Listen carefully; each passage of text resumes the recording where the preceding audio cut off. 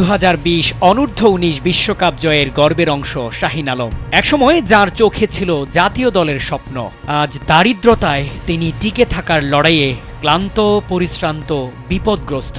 এমন অন্ধকার সময়েই আশার আলো হয়ে পাশে দাঁড়িয়েছেন সাবেক ফুটবলার আমিনুল হক। তার উদ্যোগে বিএনপির ভারপ্রাপ্ত চেয়ারম্যান তারেক রহমানের পক্ষ থেকে শাহিন আলমকে খেলা চালিয়ে যাওয়ার জন্য আর্থিক সহায়তা দেয়া হয়েছে। শাহিন জানান, ইনজুরির কারণে টানা 2 বছর মাঠের বাইরে ছিলেন।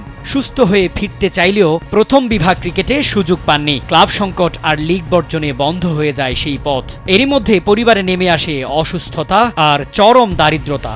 শাহিনের পরিবারে নিজের কোনো জমি নেই। বাবা অন্যের জমিতে দিনমজুরি করে সংসার চালান। শীতে কাজ না থাকলে কষ্ট আরও বাড়ে। অর্থাভাবে অসুস্থ মা বাবার চিকিৎসা ঠিকমতো করানো যায়নি। বিসিবি ও জাতীয় ক্রীড়াসেবী কল্যাণ ফাউন্ডেশনের সাহায্য চেয়েও সাড়া মেলেনি বলে জানান শাহিন।